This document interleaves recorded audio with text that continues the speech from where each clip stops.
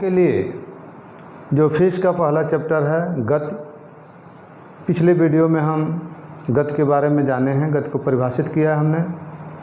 गति की सापेक्षता का सिद्धांत पिछले वीडियो में हमने पढ़ लिया है। आगे गति के प्रकार। गति, यदि कोई वस्तु सीधे मार्ग पर चल रही है तो ऐसे गति को हम सरल रेखीय गति कहते हैं या ऋजु रेखीय गति कहते हैं। सरल रेखीय गति एक मार्ग है सीधा ए से बी तक, और कोई वस्तु है गमन करती हुई सीधी रेखा में चलती चली जाए, ऐसी गति को हम सरल रेखीय गति या ऋजु रेखीय गति कहते हैं। गति का दूसरा प्रकार है वृत्तीय गति। कोई गति करने वाली वस्तु यदि वृत्तीय पथ पर यहाँ से चलना शुरू करे और यह गति करे तो ऐसी गति को हम वृत्तीय गति कहते हैं।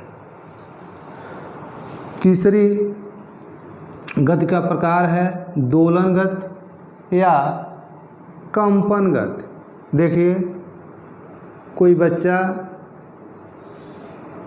झूला झूल रहा हो तो यह झूला है और इसको धक्का देकर के छोड़ दिया जाए तो यह अपनी मध्य स्थिति के दोनों तरफ ऐसे आता जाता है। ऐसी गति को हम दोलन गति कहते हैं। दूसरा उदाहरण हो जाएगा, यदि मेज से ये आप देख सकते हैं यह दबा हुआ हो, थोड़ा इधर कीजिएगा, और इसे ऐसे ब्लेड लगा दें, ऐसे दाब करके छोड़ें तो यह कंपन करता है। दोलन गति को हम कंपन गति भी कहते हैं। बीड़ा का, वायलिन का तार यदि हम दबा करके छोड़ देते हैं, वह अपनी मध्य स्थिति में जो तना हुआ है उसे ऊपर भी जाता है, नीचे भी आता है। ऐसी गति को हम दोलन गति कहते हैं या कंपन गति कहते हैं। एक और प्रकार की गति होती है जिसको हम घूर्णन गति कहते हैं। यदि कोई वस्तु यह है, यहीं पर वस्तु है, स्थान न बदले किंतु केवल अपनी दिशा ये बदलती रहे, जैसे बच्चे खेलते हैं, वह केवल एक स्थान पर रहते हुए घूमते हैं, ऐसी गति को हम घूर्णन गति कहते हैं। पृथ्वी भी 24 घंटे में अपने धुरी पर घूमती है, एक चक्कर लगा देती है, इसको पृथ्वी का घूर्णन गति कहते हैं। लट्टू बच्चे आप खेलते होंगे, उसको फेंका जाता है तो अपने स्थान पर, हालांकि लट्टू में दोनों गतियां होती हैं, वो स्थान भी तय करता है, लेकिन अपने स्थान पर रहते हुए भी वह चक्रण करता है, तो चक्रण की गति को हम घूर्णन गति कहते हैं। ये गति का प्रकार हुआ।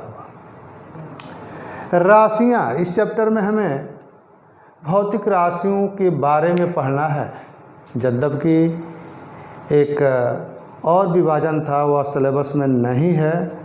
अतिरिक्त वीडियो बना करके अगले कुछ दिनों में मैं राशियों के बारे में विस्तार से बताऊंगा, किंतु यहाँ पर भौतिक राशियों को दो भागों में बांटा गया है।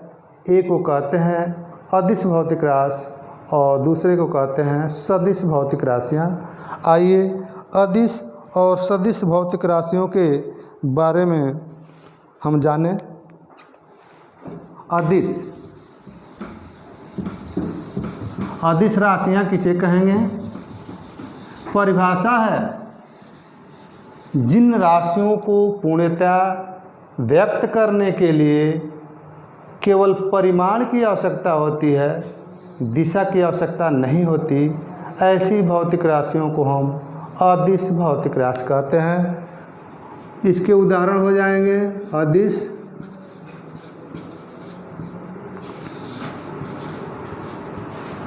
राशियाँ।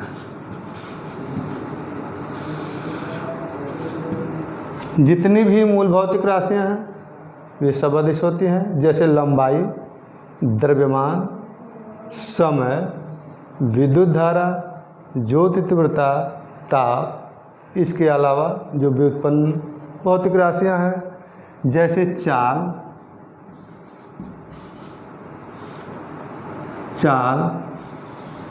घनत्व, विभव, और आप ज्यों-ज्यों पढ़ेंगे अब अलग अलग चैप्टर भौतिक राशियाँ आती जाएंगी। ये अदिश भौतिक राशियाँ हैं। दूसरे प्रकार की भौतिक राशियों को हम सदिश भौतिक राशि कहते हैं। यहाँ सदिश भौतिक राशियाँ, सदिश, सदिश, स का अर्थ होता है युक्त होना, साथ होना, दिश माने दिशा, यानी जिसके साथ दिशा सम्मिलित है, ऐसी भौतिक राशियों को हम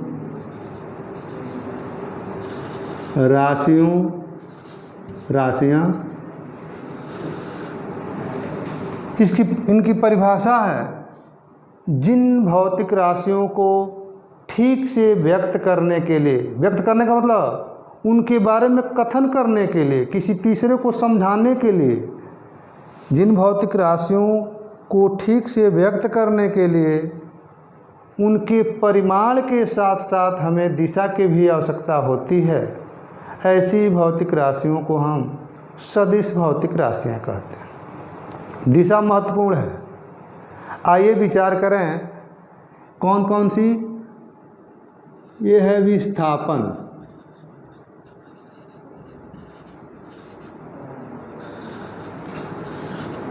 वेग, त्वरण, बल आदि भौतिक राशियाँ सदिश भौतिक राशियाँ कहलाती हैं। इनमें दिशा कैसे निहित है, आइए एक उदाहरण लेते हैं बल का। बल को सदिश भौतिक राशि कहा गया है और ये चाल, घनत्व, द्रव्यमान,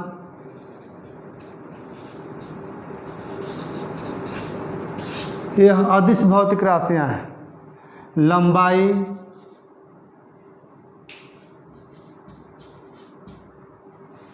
अदिश है, भौतिक राशि है।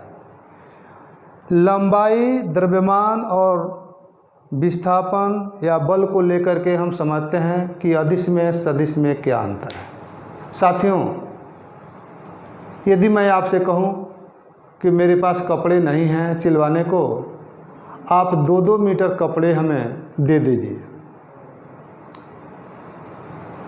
बुरा मत मानिएगा, मैं मांग नहीं रहा हूं, ये उदाहरण है। तो इसके समझ में मैंने जो कथन किया, आपके समझने में कोई दिक्कत नहीं हुई। 2 मीटर मैंने कपड़ा कहा, 2 मीटर आप समझ गए। यदि मैं कहूँ मेरे पास खाने को कुछ नहीं है, 5-5 किलो गेहूँ हमको दे दीजिए, तो आप समझ जाएंगे कि हाँ 5 किलो का मतलब क्या हुआ। लेकिन यदि मैं यही कहूँ कि एक टेबल हो और 2 छोटे बच्चों से कहा जाए कि टेबल को खिसका करके आप यहाँ पर ला दीजिए, इस बिंदु तक ला दीजिए। अब एक बच्चा इधर खींचता है, दूसरा इधर खींचता है, तो क्या टेबल यहाँ पर जाएगा? उत्तर यही होगा कि नहीं। क्यों? बच्चे बल लगा रहे हैं, लेकिन शायद यहाँ लाने के लिए उनकी बल की दिशा क्या होनी चाहिए वे नहीं समझ पाए। इसका दूसरा मतलब यह हुआ कि मैंने जो बल के बारे में कथन किया कि बच्चे इस टेबल को यहाँ लाओ, बल लगा करके यहाँ ले आओ, तो शायद मैंने ठीक से बल के बारे में कथन नहीं किया। मैंने यदि ये कहा कि बच्चों सिर्फ 5 न्यूटन का बल लगा दो तो टेबल यहाँ इस बिंदु से इस बिंदु तक आ जाएगी, तो मैंने कथन सही नहीं किया। हमें बताना चाहिए था कि 5 न्यूटन का बल यदि इसको दिशा को उत्तर मान लिया जाए तो उत्तर से, और इसको दक्षिण मान लिया जाए तो उत्तर से दक्षिण। हमें यह कहना चाहिए था कि बच्चों 5 न्यूटन का बल उत्तर दिशा से दक्षिण दिशा में लगाओ तो यह टेबल इस बिंदु से इस ए पॉइंट तक आ जाएगी। इसका मतलब क्या हुआ? इसका मतलब यह है कि बल एक ऐसी भौतिक राशि है कि जिसके केवल परिमाण के बारे में, जैसे 5 न्यूटन 7 न्यूटन बल का मात्रक है, केवल इस भौतिक राशि के परिमाण मात्रा के बारे में कहा जाए तो उस भौतिक राशि के बारे में सही जानकारी प्राप्त नहीं हो पाती। मात्रा के साथ साथ दिशा भी बताई जाए तब समझने वाला ठीक से यह जान पाएगा कि हमें करना क्या है। तो बल ऐसी ही भौतिक राशि है, इसीलिए इसे सदिश कहते हैं। बल में दिशा निहित है। दूसरा उदाहरण बल का है, यदि एक लड़का इधर खींचे एक लड़का इधर खींचे तो एक कहीं नहीं जाएगा। दोनों लड़के एक ही ओर खींचें तो वह बड़ी तेज़ी से आगे की ओर बढ़ेगा, इस दिशा में जाएगा। यदि एक लड़का इधर खींचे और दूसरा इधर उत्तर दिशा में खींचे तो वस्तु कहीं इस दिशा में जाएगी। कहने का मतलब कि बल बराबर लग रहा हो किंतु बल की दिशा बदल रही है तो परिमाण अलग अलग आ रहा है। इससे भी यह सिद्ध होता है कि बल ऐसी भौतिक राशि है जिसमें परिमाण का ज्ञान होना तो आवश्यक है ही, उसकी दिशा का भी ज्ञान होना अति आवश्यक है। साथियों, ऐसे ही राशियों को जिसके बारे में ठीक से जानकारी प्राप्त करने के लिए उनके परिमाण के साथ साथ दिशा की भी ज़रूरत होती है, उन्हें हम सदिश भौतिक राशियाँ कहते हैं। और जिन राशियों के बारे में ठीक से जानकारी प्राप्त करने के लिए केवल परिमाण की ही आवश्यकता होती है, परिमाण का मतलब मात्रा की ही आवश्यकता होती है, दिशा की कोई आवश्यकता नहीं होती, ऐसी भौतिक राशियों को हम अदिश भौतिक राशियाँ कहते हैं। आज के वीडियो में बस इतना ही। अगले वीडियो में हम गति के बारे में और आगे पढ़ेंगे। धन्यवाद।